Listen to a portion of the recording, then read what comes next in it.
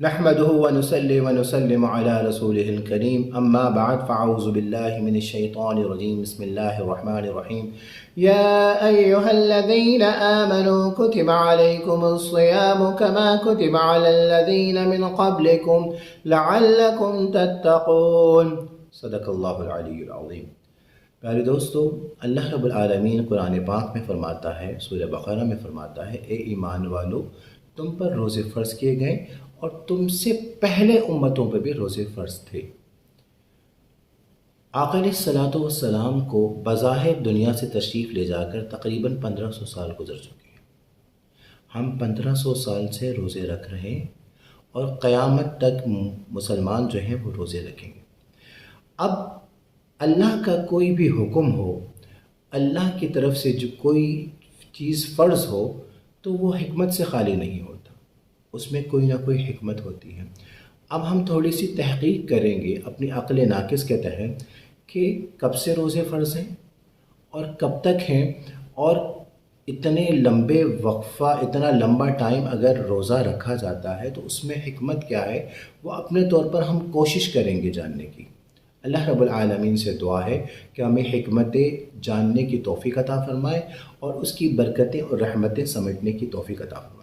تو میں عرض کر رہا تھا، آقا علیہ الصلوۃ والسلام کو بظاہر دنیا سے تشریف لے جا کر تقریباً 1500 سال گزر چکے ہیں۔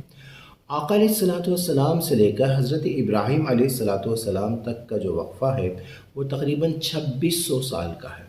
حضرت ابراہیم علیہ الصلوۃ والسلام سے لے کر حضرت نوح علیہ الصلوۃ والسلام کا جو وقت ہے تقریباً 1000 سال کا ہے، اور حضرت نوح علیہ الصلوۃ والسلام سے لے کے حضرت آدم علیہ الصلوۃ والسلام کا جو وقفہ ہے وہ تقریباً 1000 سال کا ہے۔ حضرت آدم علیہ الصلوۃ والسلام چاند کی 13، 14، 15 یا ہر مہینے چاند کی یہ حضرت آدم علیہ الصلوۃ والسلام روزہ رکھتے تھے۔ حضرت داؤد علیہ الصلوۃ والسلام صوم داؤدی کہلاتا ہے، ایک دن روزے رکھتا ہے اور ایک دن روزہ چھوڑتے، یعنی آدھا سال حضرت داؤد علیہ الصلوۃ والسلام روزہ رکھا کرتے تھے۔ حضرت موسیٰ علیہ الصلوۃ والسلام کی امت بھی روزہ رکھتی تھی، حضرت عیسیٰ علیہ الصلوۃ والسلام کی امت بھی روزے رکھتے تھے، اور قرآن پاک نے اللہ نے بتا دیا کہ ایمان والو تم پہ بھی روزے فرض ہیں اور تم سے پہلوں پہ بھی روزے فرض تھے۔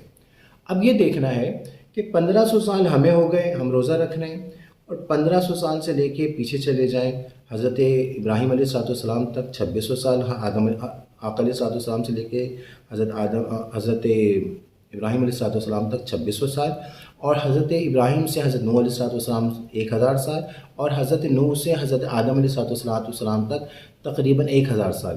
تو اب یہ تقریباً ہو گئے 6100 سال سے روزہ رکھا جا رہا ہے۔ اب اللہ رب العالمین نے روزہ رکھنے کا کیوں حکم دیا، اس میں کیا فائدہ ہے، اور اب قیامت تک مسلمان ہوں گے تو وہ روزہ رکھیں گے۔ اب قیامت کب آ رہی ہے؟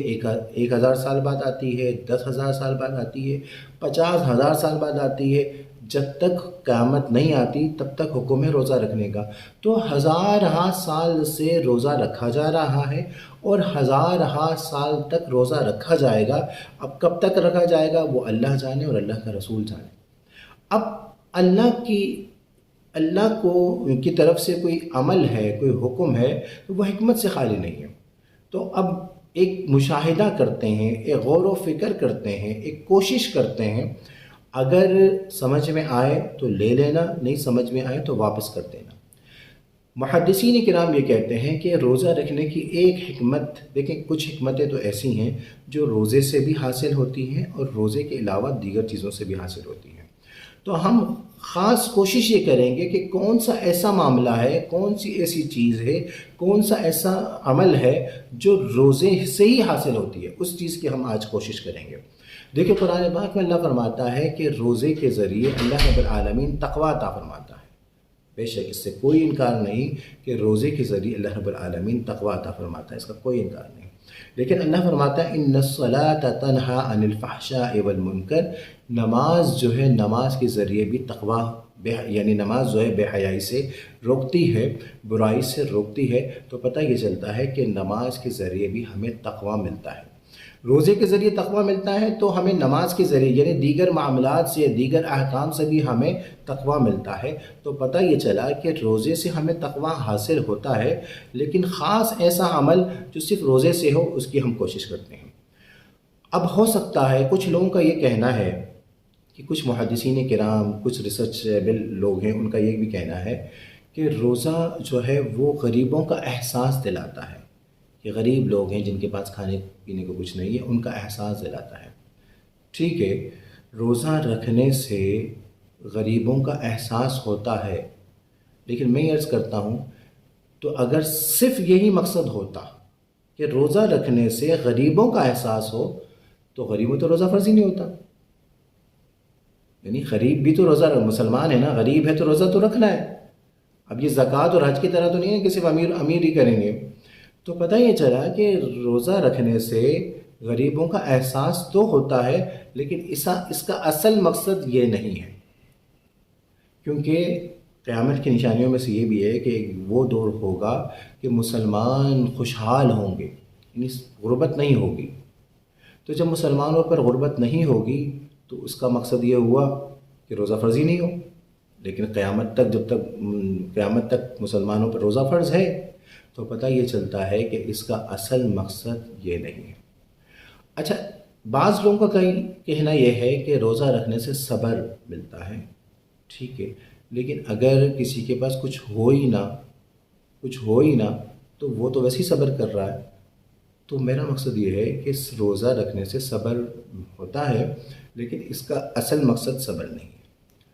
اچھا، کچھ لوگ یہ بھی کہتے ہیں کہ روزہ اس لیے رکھا جاتا ہے کہ کھانے پینے کی بچت ہو جائے، کیونکہ ظاہر ہے تقریباً 13 گھنٹے، تقریباً 12.5 13 گھنٹے یا 13.5 گھنٹے تقریباً جو ہے بندہ کھانے پینے سے رک جاتا ہے، تو ظاہر ہے پھر باقی چند گھنٹے رہتے ہیں، پھر آرام بھی کرتا ہے، تو کھانا پینے کی بچت ہو جاتی ہے۔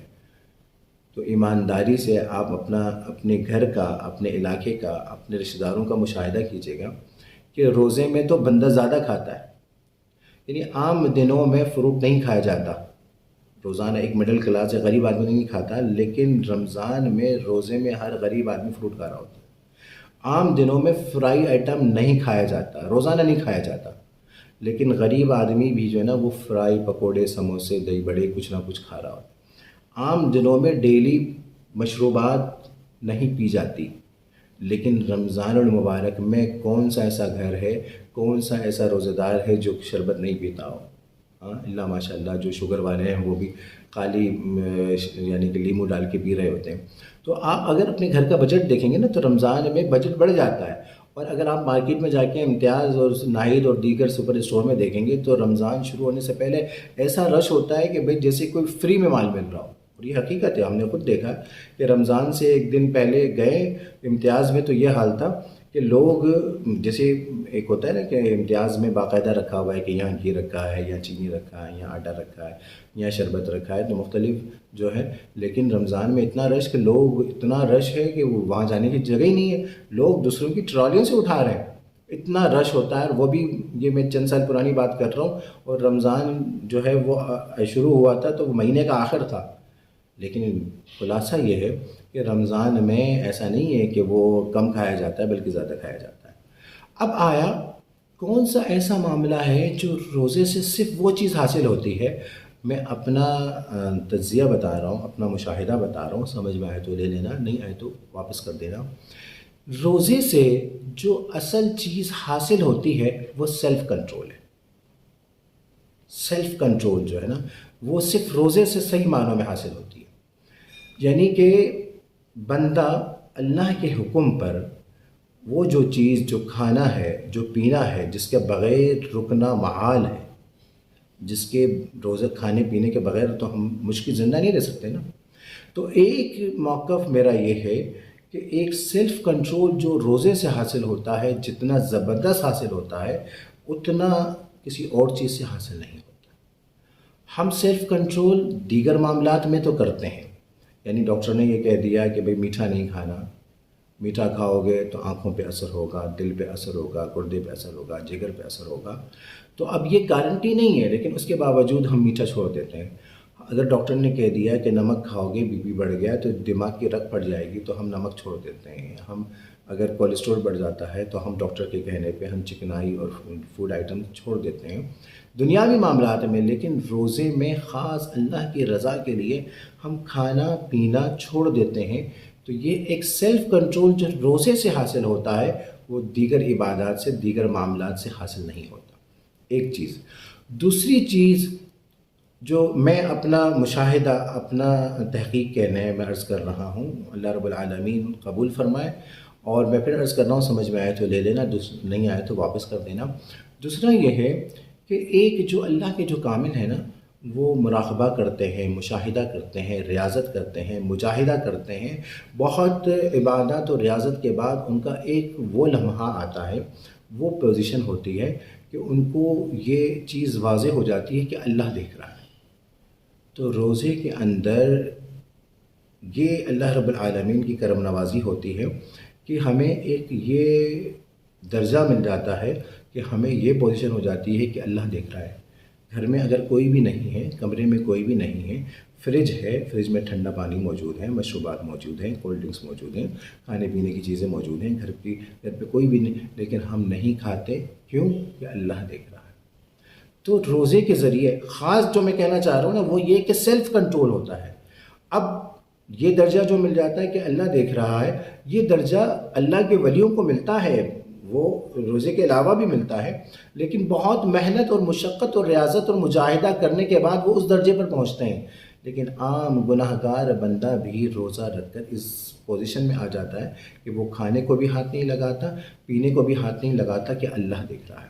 لیکن خلاصہ کلام یہ ہے کہ روزے کے ذریعے جو اصل چیز، جو اصل مقصد حاصل ہوتی ہے وہ روزے کے ذریعے وہ ہوتی ہے سیلف کنٹرول. وہ اپنے آپ کو ایسا پابند کر دیتا ہے کہ کھانے بغیر زندہ نہیں رہ سکتے، پینے بغیر زندہ نہیں رہ سکتے. ایک بات بتائیے، جھوٹ بولے بغیر زندہ رہ سکتے ہیں نا؟ حسد کیے بغیر زندہ رہ سکتے ہیں نا؟ حرام کھائے بغیر زندہ رہ سکتے ہیں نا؟ یعنی فراڈ کیے بغیر زندہ رہ سکتے ہیں نا؟ تو جس چیز کے بغیر ہم زندہ نہیں رہ سکتے، جب اللہ کے حکم پر ہم وہ کام کر لیتے ہیں، یعنی ہم کھانا چھوڑ دیتے ہیں، ہم پینا چھوڑ دیتے ہیں، تو کیا ہم اللہ کی رضا کے لیے ہم گناہوں کو نہیں چھوڑ سکتے؟ ہمیں اللہ رب العالمین ہمیں پریکٹس کرا رہا ہے کہ ایک مہینہ 30 دن ہوتا ہے، بہت ہوتا ہے ایک پریکٹس کے لیے. کیونکہ دیکھیں اللہ رب العالمین چاہتا ہے کہ ہم پرفیکٹ بنیں. کوئی بھی خالق ہوتا ہے نا، وہ چاہتا ہے کہ وہ کوئی مخلوق بنائے تو وہ پرفیکٹ بنائے. اور خالق تو بہت بڑی بات ہے. اگر کوئی چیز بنا رہا ہے نا، اگر کوئی ڈرائنگ بنا رہا ہے تو وہ اپنی طرف سے پوری کوشش کرتا ہے کہ پرفیکٹ ڈیزائن بنائے، پرفیکٹ ڈرائنگ بنائے. اگر کوئی گاڑی بنا رہا ہے تو وہ بنانے والا کوشش یہ کرتا ہے کہ یہ پرفیکٹ جو ہے وہ گاڑی بنائے، یعنی بہترین طریقے سے جہاز بنائے، جو بھی بنائے. تو خود خالق کائنات اگر ہمیں بناتا ہے تو ہمیں بنایا ہے تو وہ ہماری پرفیکشن کے لیے وہ جانتا ہے کہ میرے یہ بندے پرفیکٹ تب ہوں گے جب جو میرے طریقے سے چلیں گے، اپنے آپ کو سیلف کنٹرول کر لیں گے میرے حکم پر. جب وہ جو چیز جس کے بغیر کھانا اور پینے کے بغیر زندہ نہیں رہ سکتے، میرے حکم پر جب اس کو چھوڑ سکتے ہیں، تو جن چیزوں کو تو میں نے رمضان کے علاوہ ہر وقت منع کیا ہوا ہے، تو اس چیز کو بھی چھوڑ دیا جائے، یہ اصل مقصد ہے. اب آپ کے ذہن میں یہ خیال آ سکتا ہے کہ اللہ رب العالمین جب اپنی مخلوق کو پرفیکٹ بنانا چاہتا ہے تو پرفیکٹ خود ہی بنا لیتا. وہ تو ہر چاہے پہ قدرت رکھتا ہے. تو اللہ نے فرشتے ایک مخلوق ایسی بنائی ہے جو پرفیکٹ ہیں، ان سے گناہ نہیں ہوتے. لیکن ہمیں اللہ رب العالمین نے اختیار بھی دیا، شعور بھی دیا، ہمارے اندر وہ کوالٹی پیدا کی ہے کہ ہمارے اندر پرفیکشن کی، یعنی بالکل بہترین ہونے کی کوالٹی بنائی ہے. ہمیں اختیار بھی دیا، ہمیں شعور بھی دیا، اور ہمیں رہنمائی بھی کر دی، اور ساتھ میں ہم 1 مہینہ رمضان کا ہمیں عطا کر کے ہمیں پریکٹس بھی کروا دی کہ ہر سال میں تمہیں پریکٹس کروں گا. تمہیں شعور بھی دے دیا کہ جس طریقے سے میرے حکم سے حلال سے رکتے ہو، اسی طریقے سے حرام سے بھی رکو گے تو تمہارا فائدہ ہوگا اور تم بالکل پرفیکٹ ہو جاؤ گے. تو خلاصہ کلام یہ ہے کہ روزے کا اصل مقصد جو ہے وہ سیلف کنٹرول ہے. جب بندہ حلال چیزوں سے اللہ کے حکم پر اللہ کی رضا کے لیے جب اپنے آپ کو روکتا ہے تو اپنے آپ کو روک سکتا ہے، تو اللہ کی رضا کے لیے حرام چیزوں کو بھی روک سکتا ہے۔ یہ کوالٹی اللہ نے ہمیں پیدا کی ہے۔ تو اللہ رب العالمین سے دعا ہے کہ اللہ رب العالمین یہ میری جو مختصر سی جو ایک تجزیہ ہے وہ اگر حقیقت ہے تو اس کو قبول فرمائے، اور اگر یہ ایسی حقیقت نہیں ہے تو میری اصلاح فرمائے۔ وآخر دعوانا ان الحمد للہ۔